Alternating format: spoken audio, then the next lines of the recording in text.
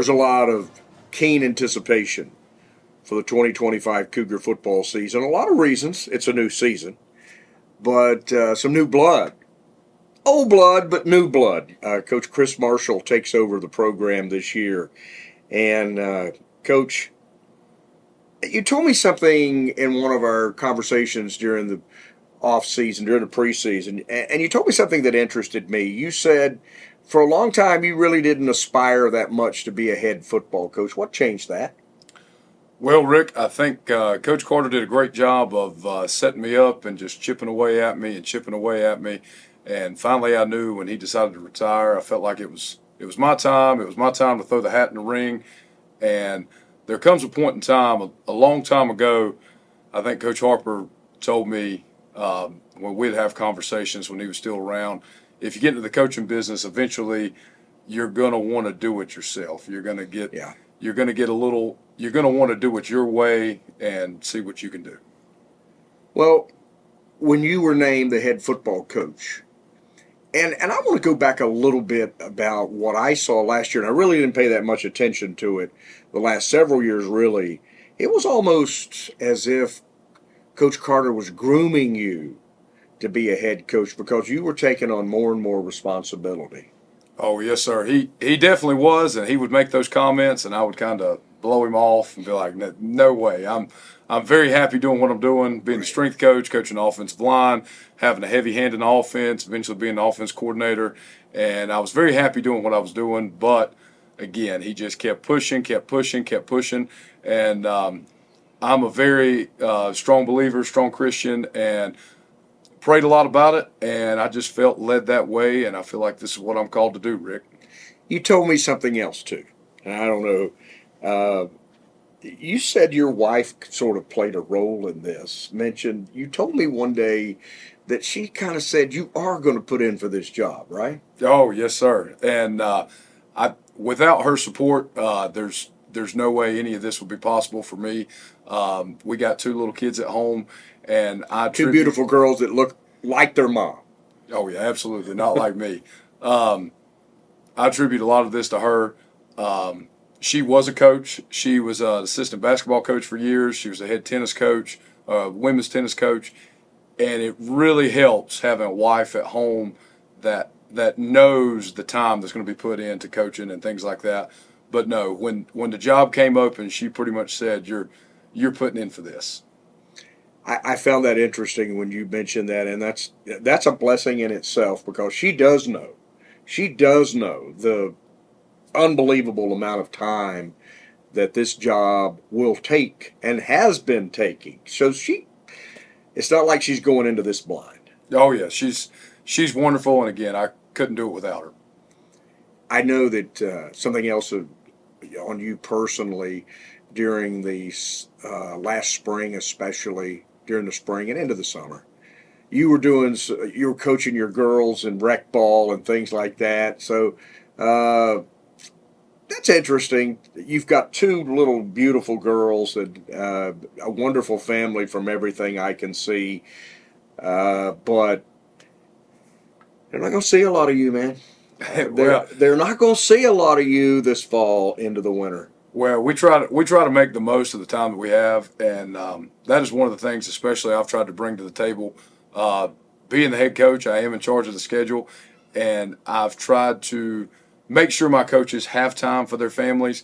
And one of the things I've brought to the table is I really want to make sure that the time that we are together, there's no time that is wasted. So when we are at practice, when we are in meetings, there's not a lot of downtime. Water breaks are quick. We're getting in there, we're getting our work done. We're not doing it fast and hurried, but there's no wasted time. There's not a lot of sit around time in the coach's office like there has been in years past and previous years. There is that camaraderie, and we've done some things outside of the locker room, but it is pretty much when it's time to punch the clock and go to work when we get here. I've noticed just watching practice and just being around the program, you're a very detail oriented person.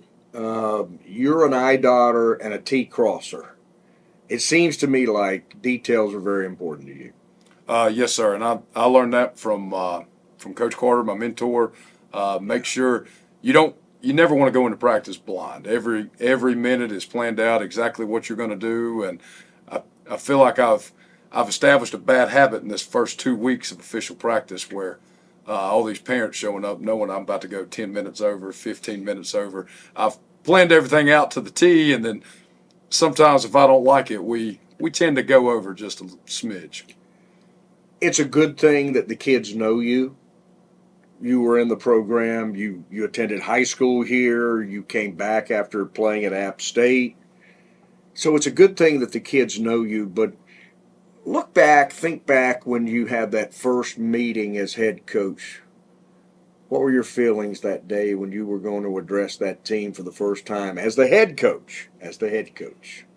I really wanted buy-in, and I wanted them to know that we were going to do some things different, and I hadn't been able to call the shots, and there were certain things that I was going to do my way now that I was in charge, and I don't want to say it was my way or the highway, but again, the kids knew me. I'd been the strength coach here for 10 years. I've been in that weight room, and I would dare say when people come up and ask me, the past 9 years of Coach Carter's career that he was here, the two people they knew the most were me and Coach Carter. Yeah. Just because they see us on a daily basis. I'm a strength coach by trade.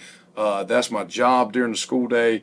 And I see these kids day in, day out, not just on the football field, but in the school building, walking around. I have them in class. Yeah. So I feel like that was one of the strengths I brought to the table is I knew every returning player to our program, their strengths, their weaknesses, and what they were going to bring to the table. You mentioned buy-in, and I got to say honestly, I have witnessed some pretty significant buy-in from these kids. Now, are they all convinced that we can be a really good football team? I guess we'll find out. But it looks to me like they're buying it, at least right now. We haven't kicked the ball yet to start the season, but these kids are buying it right now. Oh, yes, sir. We break it down every day when we start practice on conference champions. I believe that you have to exude confidence and you have to be confident because if you don't believe that you're going to do it, it's not going to happen. I tell the kids all the time, it's just like we're in the weight room. If you're trying to bench press 300 pounds, but you walk in there and you don't believe that you're going to get 300 pounds, it's going to crush you. You got no shot. You have to believe beyond a shadow of a doubt in your mind. And for our sake, we're going to be conference champions. You have to believe that every day when you go out there. And then it's implementing the plan of how we're going to get there. I know you told me something maybe the first time we met when you got the job. And I kind of asked you, what's your vision? And two words you used a lot. Physical, you used that, and confidence. And I love that. The physicality is obvious, but confidence, I don't have a problem with a player being cocky. I never have. But confidence is one thing, and it helps you if you're going to be a conference champion, and that's what we want to be. You got to have confidence that you can beat Watauga, that you can beat Freedom, and you can win these games. Yes, sir. And and don't mistake what I'm saying. We're not going to go out there and be cocky. If we're out there being cocky, that's something I'm going to correct. Right. But I want them to know when they step on the field, I don't care who the opponent is and I don't care where we're playing, we know that we are going out to compete and we're going to win this game. What's Chris Marshall do when he's not coaching football in the off season? When there is an off season, what do you like to do? Really like to travel a lot. I called you one time this summer. You were in Montana. Oh yeah. So we love. That's really our family time together. What that's grown into. We like to take trips out west. We really like to travel, and we not just to the beach, and not just to Pigeon Forge. We go those places, and we love going there. But we like to step off the beaten path a little bit. We love our national parks. Again, love going out west. I've actually got a little trip to Hawaii planned coming up spring break this coming year. But obviously right now I ain't have much time to work on those plans. But we're super excited about that. And that's really our bonding time together together as a family, out on those trips. And honestly, you can make a lot of comparisons. Sometimes out on those road trips, you run into some adversity, you hit some things. It's almost like coaching football.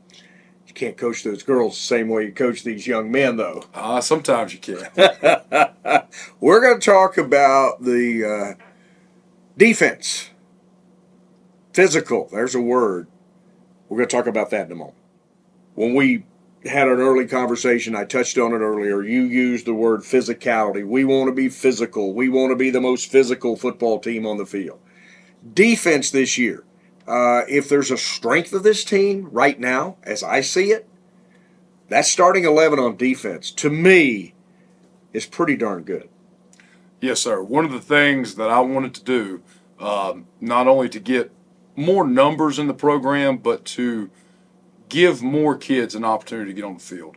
One of the things I came in with, we are not two platooning, and I don't want that to get misconstrued.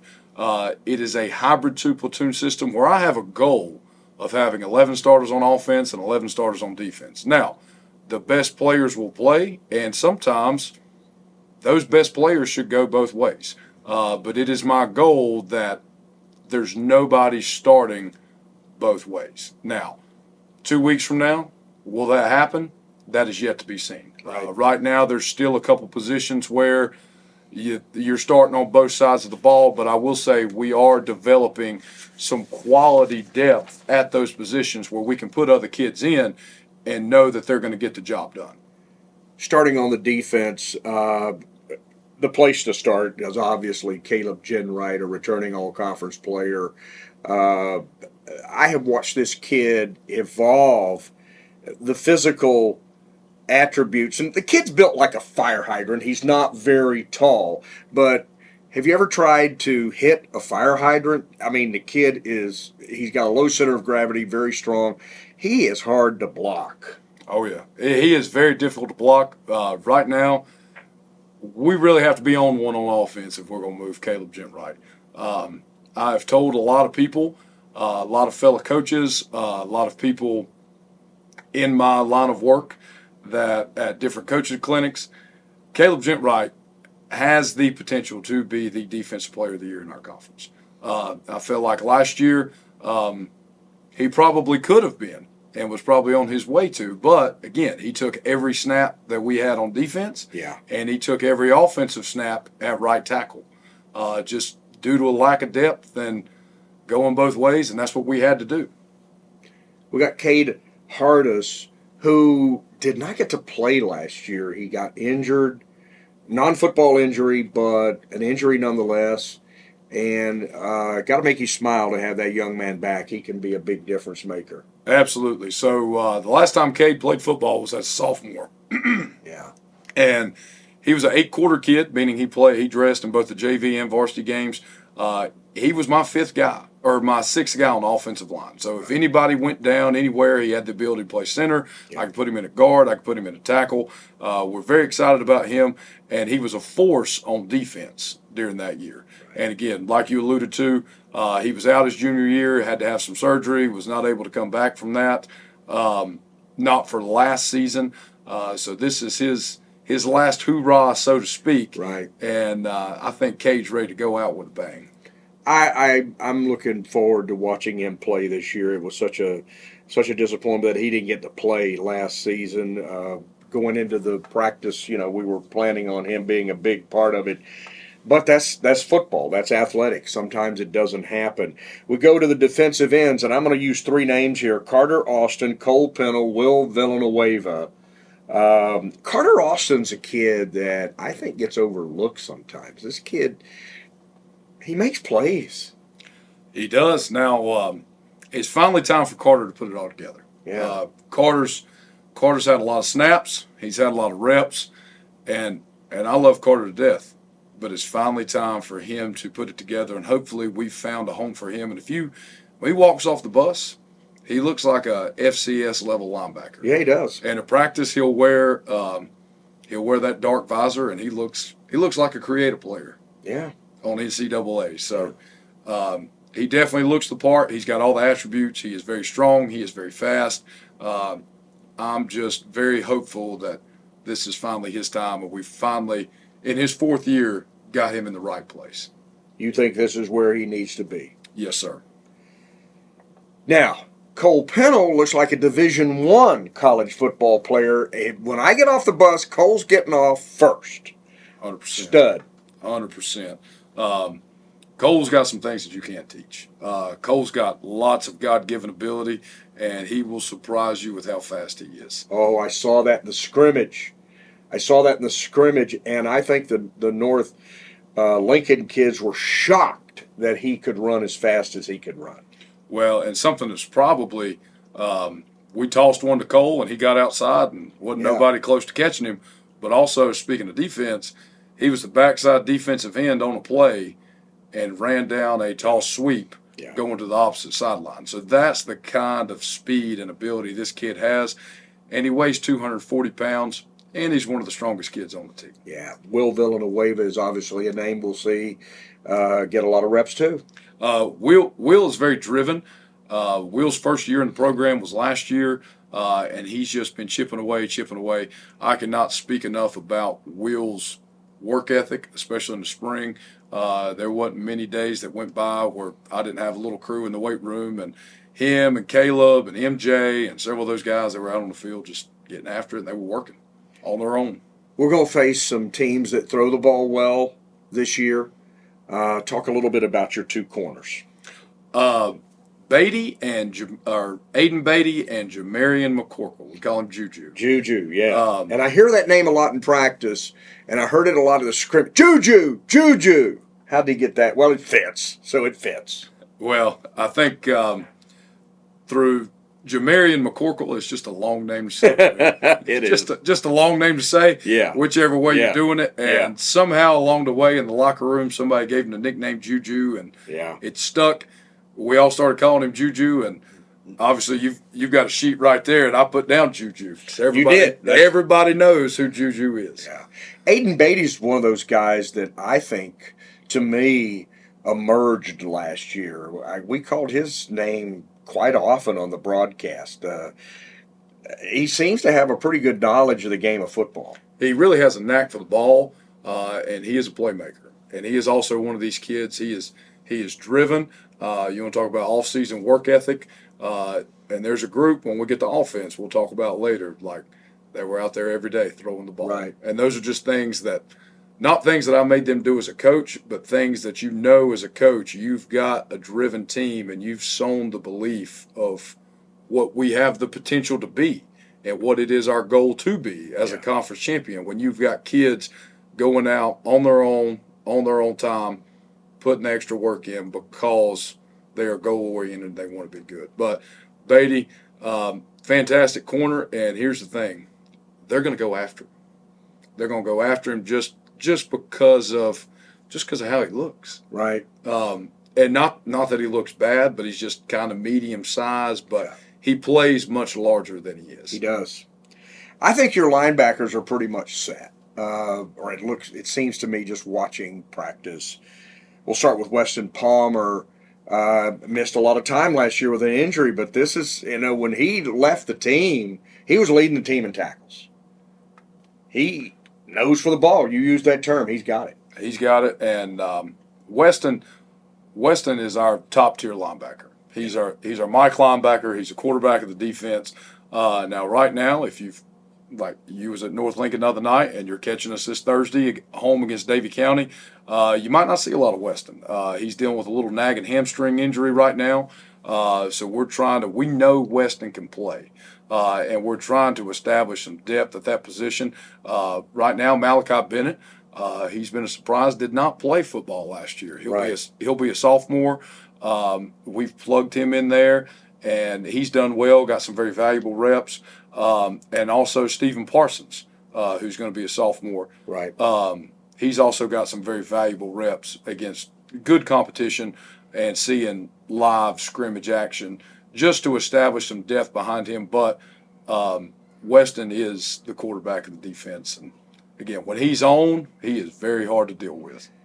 Obviously, Sawyer Chapman Mays plays the other linebacker position, and I'm going to save your comments on him for offense, because that's where most people equate him, is running the football. At safety, Jaheim Redmond is sort of a Swiss Army knife. He can do a lot of different things. He's a good athlete. He's a good kid.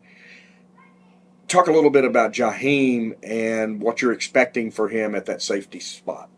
Well, especially right now, we've got Jaheim and we're looking at Jeremiah Whitaker splitting time and trying to establish some other depth behind them, Right. possibly Colton Piercy getting some reps.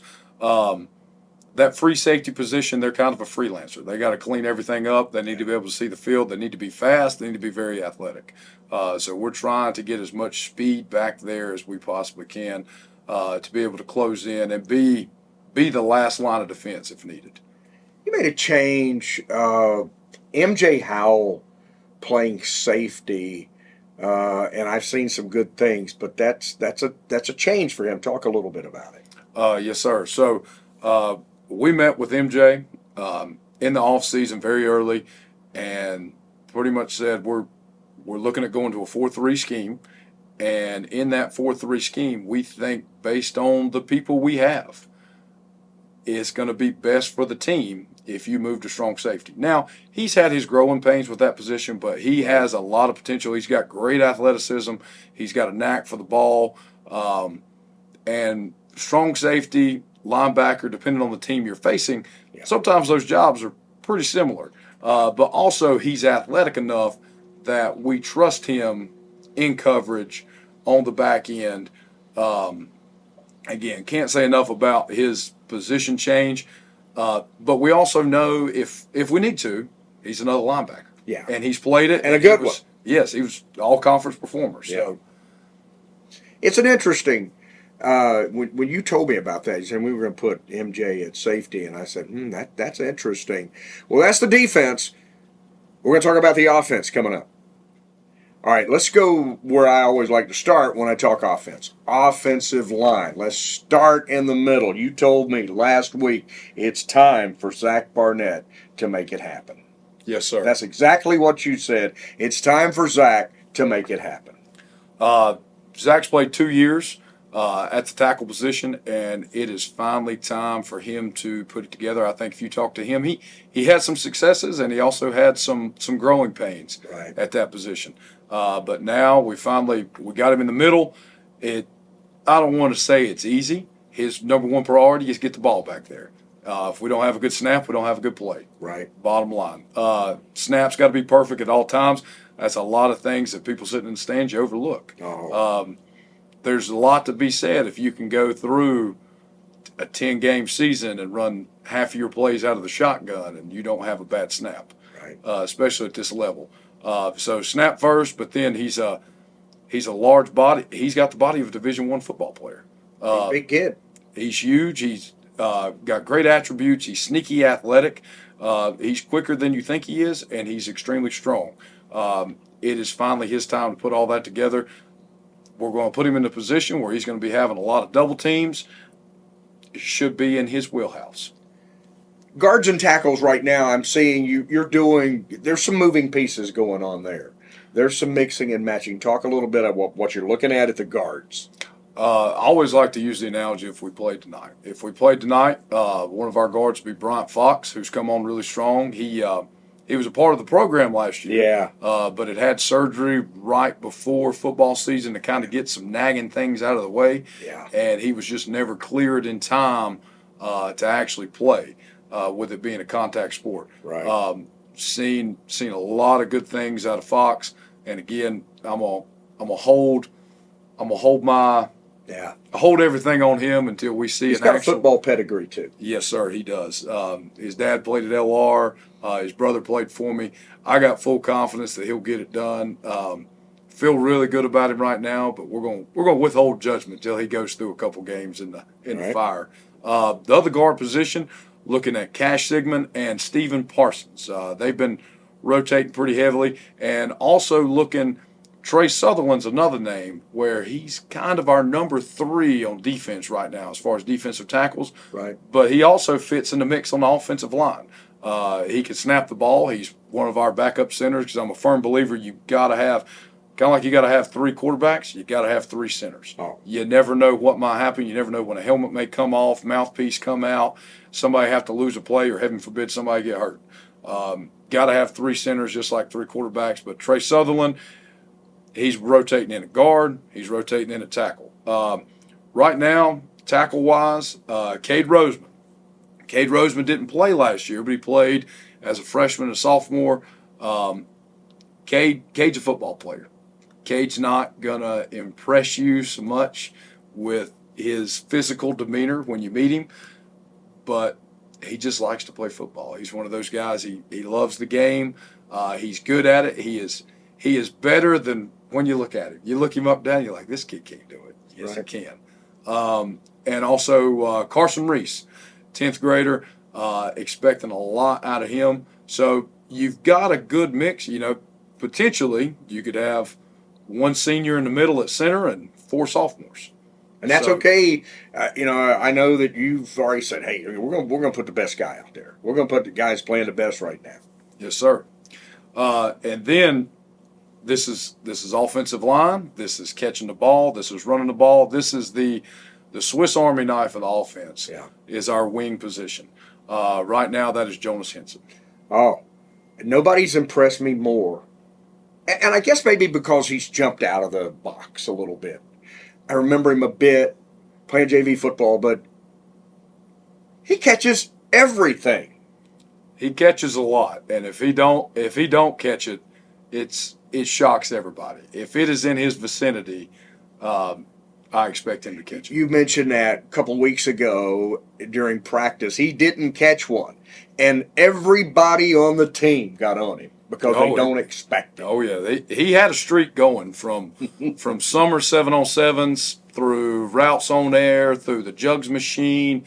He had a long streak going where he hadn't dropped one in probably 2 months. No. And he dropped one at practice. So he is definitely, and when I say jack of all trades, Swiss Army knife, that wing position in Jonas, he's got to be able to block defensive linemen. Yeah. He's got to be able to block linebackers, but he's also got to be a true passing threat, and eventually down the road, possibly a running threat as well. So we'll talk a little bit about the quarterback, and then we're going to get to the people that will run the ball. Jacob Hubbard is about the same size as Wade Queen. Wade obviously more physical. Wade doesn't mind. He didn't mind wrestling cattle. That was what he was. Jacob's not that. That's not what he is, but I'm impressed. He can spin it. He can throw it. He's getting better every time I see him. I'm impressed. And you told me 6 weeks ago, this kid's going to keep getting better and better. Talk a little bit about your quarterback. You couldn't ask for a better leader. As far as the leader by example, he's not extremely vocal in the locker room. He is vocal when he needs to be. Right. He will address the team, get them in the huddle. He will show leadership on the field. But other than that, he's kind of quiet, kind of reserved. But here's where it really kicks in, and Hubbard's development as a quarterback. Bringing in Coach Bowers, who we'll talk about in a little bit. Mm-hmm. Coach Bowers played quarterback here and has really, really focused on the mechanics and the fundamentals of throwing the ball. Yeah, I watch him work with him in practice. So there was massive improvements there. And then when we started in, I would say probably March, announcement of the job in February, and we were getting things lined up. And then starting in March, last 10 minutes of class, we'd go to the gym and we'd throw a football around. And that progressed to, we're going to go to the field and throw the football around. And then that progressed to Hubbard creating his own little posse that would come after school and throw the ball. And then it even got to the point where I had to go address, like, hey, fellas, this is a dead period. We can't do anything right now. And that little group of guys turned into 11 or 12. And I know there was other ringleaders, but Hubbard was the main ringleader of, Right. Hey, let's go get better today. That's impressive. You love that in a quarterback. Now, you've got a lot of moving pieces, and this is one of the strengths of the team. Obviously, you've got Jeremiah Whitaker, who can turn 4 yards into 40 really fast. Jeremiah needs to have a big year for us. He needs to stay healthy, and he needs to get a lot of big plays, because that's what I look from him for. Yes, sir. Whitaker, he can hit a home run at any time. Yeah.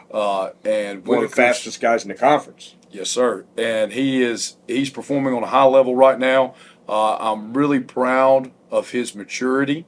At this time, he has come a long way since last season, and I tell him every day I'm proud of him.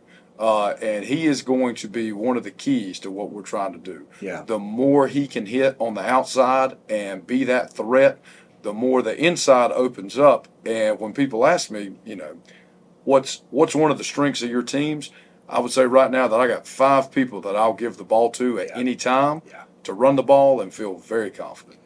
Obviously, Cole Pennell's one of those. You'll see him a lot. MJ, I wouldn't be surprised to see him carrying the ball some. And then we come to Sawyer Chapman-Mays. I don't know if you're not going to get one of those very often. No, you're not. This guy, I don't know if I've ever heard him speak a full sentence. He's not vocal, but he's the Pied Piper on this football team, and I'll tell you why. Kids watch him, and I think he sort of breeds some of that physicality. When he's running the football, I'm not real sure people tackle him. Sometimes he tackles the tackler. No, oh yeah, he is not going to be brought down by one person. No. That one person better be going to some SEC school if they're going to bring him down. Yeah. No, but Sawyer, I can't say enough about him. He's toted the rock since he's a freshman. Yeah. And you cannot replace that kind of experience. And now, I would say even coming out of this first scrimmage, he's healthy. We're taking care of him. And we've got enough. And one name you didn't mention, Rick, was Jaquise Parks. Oh, yeah. Stud.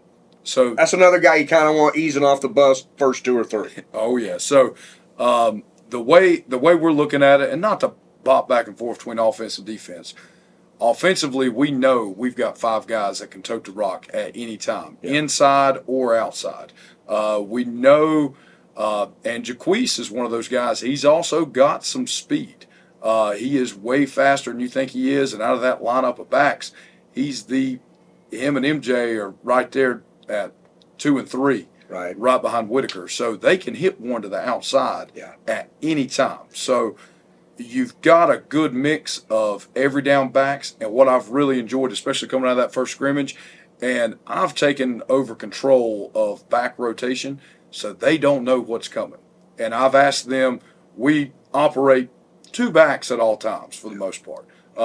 Traditionally, we called them a halfback and a B-back. I have now made all those backs learn both positions. So they never know at practice who's going in, what time, and I try to put them in bad situations. But one of the things I really enjoyed about scrimmage, if they got a hot hand, they're staying in. And the other will play linebacker on defense. Yeah. So if Sawyer's got the hot hand on offense, let's go Sawyer. Jaquise is playing on defense. Right. Jaquise got the hot hand on offense. Sawyer's playing on defense. Now, obviously, with MJ, you'd have to be selective as he's a starting strong safety. You got to be selective on when you get him in there. But it really helps when you've got more than just 2 to do it. Let's be honest. Let's be frank. Weakness of this football team has been throwing the football. We just didn't feel comfortable doing it. We liked to throw when we wanted to throw, but we're going to have to create some respect from the other side that we will throw the football and we are capable of making big plays with it. Yes, sir. And I feel like that's been a point of emphasis. If I had to pick 2, since I took the job when it comes to actual X's and O's, it's been throwing the football and defense. Yeah. Well, I think that if we can keep our quarterback healthy and protect him, those guys up front, big challenge for them, I know. But we've got some people, and I saw it in specifically the North Lincoln scrimmage. We made a lot of plays throwing the ball out on the edge and letting athletes outrun people because we got some guys that can do that. And if Hubbard can deliver the ball, and he's shown me he can, these guys can make it big.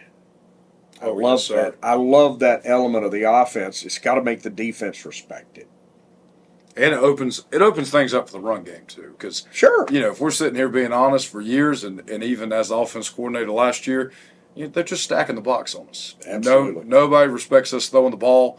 They're going to put 9 in the box. They're going to put 10 in the box, and they're going to dare us to throw it.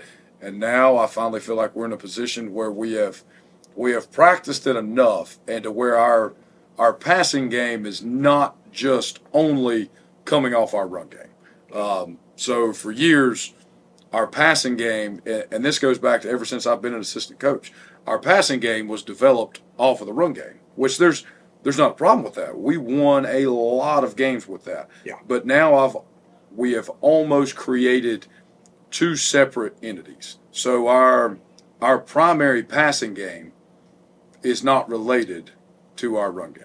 It is in some sense, but it is also more like this is a true passing game with more than 1 or 2 receiver routes. Gotcha. Like we are out and we are going.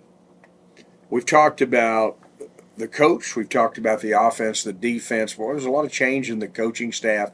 We're going to touch on that a little bit. We're going to look at the crystal ball, too, coming up. When you took the job, Chris, you obviously had a challenge.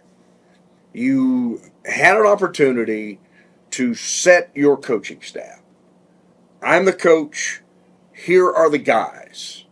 Talk a little bit, and there's a list of them over here, and I want you to talk a little bit briefly about each coach and their responsibility. Obviously, we'll start with defensive coordinator. Nathan Robinson. I've known Nathan forever. We were going to the 4-3. Was that his input, your input, or combination? Well, I'll start with this, Rick. There's a verse in Proverbs that talks about if you want wisdom and you're going to go to battle, you've got to have a lot of good advisors around you. And you need to always be seeking wisdom and advice. I knew I wanted Nathan. I knew I wanted Nathan to be my defense coordinator. And for Nathan to come and be my defense coordinator, we was going to run a 4-3. Now, also, that worked out because I feel like with the pieces that we have that we've kind of went over, we fit better to a 4-3 defense right now than what I refer to as a 50 front or a 3-4 defense that we've ran for 13, 14 years. I feel like the 4-3 fits us better and fits us better as a team and for the players that we have at the moment. So can't say enough about Nathan. I've given Nathan the full keys to the car on defense, and I'm there. I'm making suggestions. I'm coaching the coaches, so to speak. But Nathan has full charge of the defense, and he's doing an exceptional job. Marcus Bowen switches to the defensive side, or to the offensive side. And Marcus is one of those guys. He really is. He's got just so much knowledge about the game. And watching him working with this offense, it shows a lot of promise. Oh, 100%. Bowen went over to defense because we had a need, and he was willing to do it. He wanted more responsibility, but he was kind of a fish out of water.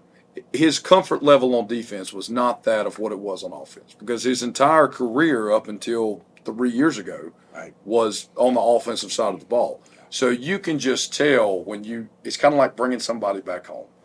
He's much more comfortable. He's gotten very creative. We actually get very competitive.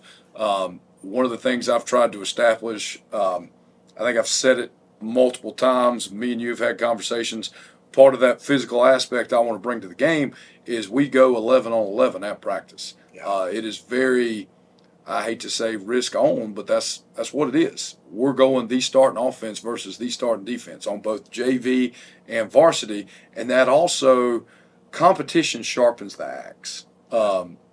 Competition makes you better, and you can see that with Coach Rob, and you can also see that with Coach Bowen in the sense that I have to pull back a little bit sometimes. Bowen's like, "Oh, I got him today. I got one for him today." I think the kids like it too. Oh, 100%.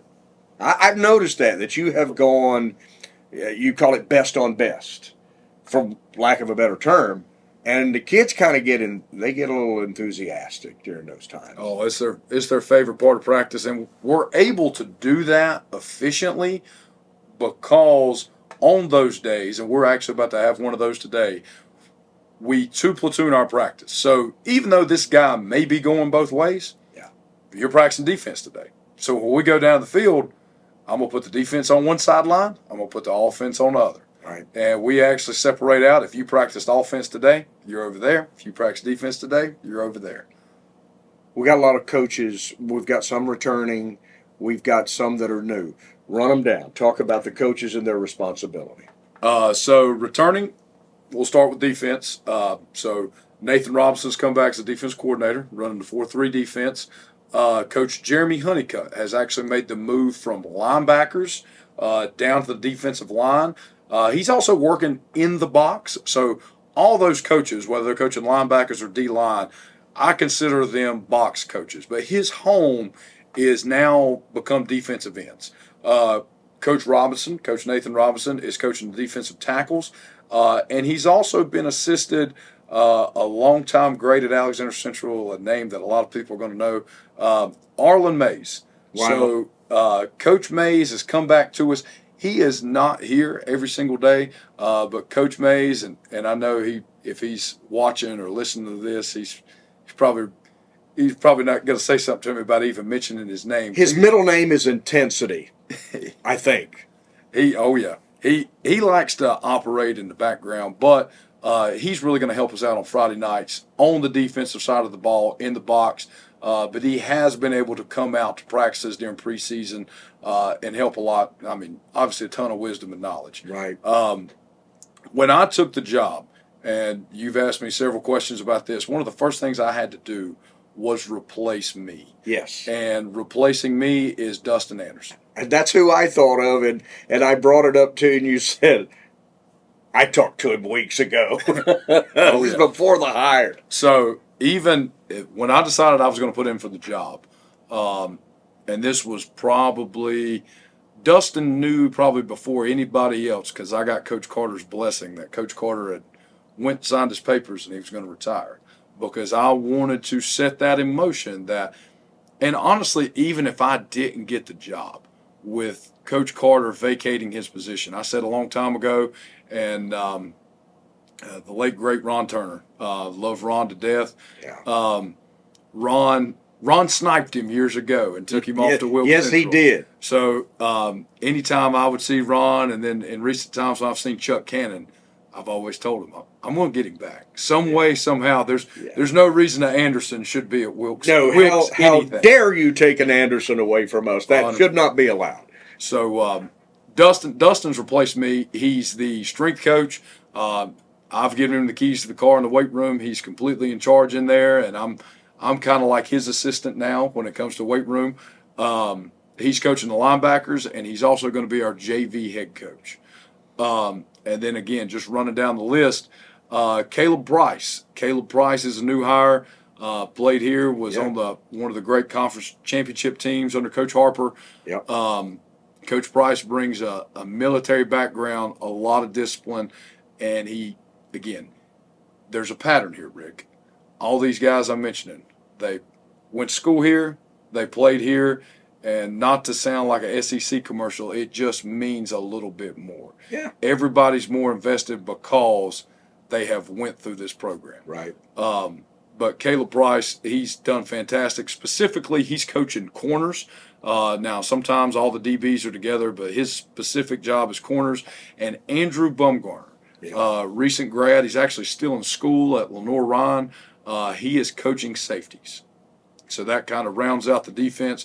And moving over to offense, like we alluded to, Coach Bowen is now the offensive coordinator. Coach Bowen position specifically is working with the backs in the backfield, and he's overall operations. So his home, when we're doing individual drills, he's typically with Coach Larry Robinson working on different back drills and making sure the way we do practice, everything is fitting together from the backfield perspective. Right. Isaac Chapman is the offensive line coach. Again, that goes back to replacing myself in all the things that I did as an assistant coach. Yeah.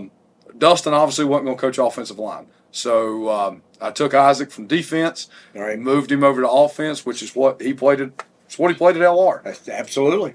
So and he's made the comment to me before, like I think he's really enjoying it. Yeah. I've also got Coach Flowers, Kendall Flowers, back for his second season, coaching wide receivers, and then we alluded to it earlier when we talked about Jacob Hubbard. Cody Bowers is back now. Cody coached for us for a stint, and he had to take last year off, Yeah. and he coached on defense. Right. And he coached on defense because we had a need. Right. During my tenure as an assistant, it's very, very, very difficult to get assistant high school football coaches just because of the time parameters. Rick, we don't do it for the money, and No. there's a little bit of money, but it's not a whole lot. A lot of hours. So it's a lot of hours and not a lot of pay. So it's very hard. You've got to have people that are invested, and sometimes the people that you've just got to put them where you need them. Yeah. Well, finally, I feel like I was blessed enough to be able to put people where they needed to be, and Cody Bowers was not a defensive coach. He's a quarterback coach. And I talked about it earlier. I've watched him work a lot with our quarterbacks, and they're getting it. I'm watching it. He's doing different things with them. Going to make them better. Oh, 100%. So I guess we've touched on all the coaches. There's only one, I want to end this with a couple things. Where are we right now? We're about a week away from the start of the season when we're doing this. We're about a week away. Are we where we need to be? Your stock answer would be no, but are we where we need to be? Rick, I think we're on track. We're on track with our timing, with our preseason timing. There's a lot of things going on, a lot of moving parts right now. We're right in the middle of our fundraiser. We're right in the middle of special teams are installed, and the work on those special teams is just beginning. The vanilla forms of the offense are in, and everybody knows them. The vanilla forms of the defense are in. And now we're starting to get the mix. And I really believe that first game, when you line up, it's going to be the most physical team, who wants it more, and who has the least amount of mistakes. Right. Turnovers and penalties can kill you in game one. You mentioned the special teams. Who's going to be our kicker? Because I'm a stickler. I'm a kicker stickler. I believe that they win and lose games. Right now, I've got two kickers that are also soccer players. I've got a sophomore, Aiden Daigle. He was our kicker on JV last year. And I've got a newcomer, Austin Merritt, who is a junior. I've had them both out of practice. I also have Ian Curley, who I would like to use on JV. Now, we do have some in-house kickers we're trying here and there because just as a comfort level as a football coach, you don't want to rely completely on guys where their main sport is soccer. And we've done that for years, and it's been fine. But you've always got to have somebody in house that can do it, because you're not going to get those guys every day. Yeah. Just because they play soccer, that is their primary sport, and you're kind of going to get them when you can get them. And you're going to have them on game day, but there also needs to be live practice. The realignment, the reclassification is obviously a big story. Our conference didn't change that much. Welcome back, McDowell. I always love going to McDowell. Welcome back, St. Stephen's. Ashe County exits, as does High Brighton, but we're going to play Ashe County in the non-conference. I look at this non-conference schedule, and to put it mildly, it ain't easy. You got Hickory, who went 14-1 last year. You got Statesville, who went 9-3, and two of those losses were to Hickory. You've got a South Iredell team that improved greatly at 6-5. We've got Newton Conover to open. We know Matt Wilson's going to be ready for us, and we're going to play Ashe County. Pretty tough non-conference slate there, Coach, that you put together. We're very excited about it, Rick. Very excited about the opportunity. Again, home opener. Coach Wilson will be coming back. That'll be fun. That'll be exciting. I feel like I've told you multiple times we should play Hickory and Statesville every year. I don't disagree with that, especially Hickory. I mean, people just want to see it. And a team that is led by me will throw Hickory's record and Statesville's record out the door. Yeah. Year in, year out, it does not matter. I don't so care what they did last year. I don't care how many state championships they won. It's Hickory. It's Statesville. Yeah. It's on. Right. Well, we've run it down. We could talk for 3 hours. Easy, no problem. One thing I've learned about Coach Marshall is he likes to talk, and I love that. He's very good at expressing himself. He's been a voice that I've heard in practice for years. You can't help it. You don't really have to be very close to the practice field. But I'm going to ask you the final question. And we're a little hungry around here. I know I am. Nobody likes to win more than me. You can't find anybody likes to win more than me.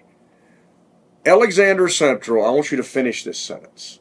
Alexander Central wins the conference title if every week, every day, we continue to get better at the fundamentals of the game, and we come together as one unit and play together for each other and trust our teammates. It's pretty simple. Pull that rope, everybody pull it. Got to pull the rope, and we got to all pull in the same direction. Yeah. And if we got a guy that ain't pulling in the same direction, he doesn't need to be on the rope. I love it. Looking forward to the season. It's going to be a lot of fun. Go Cougars. I can't wait.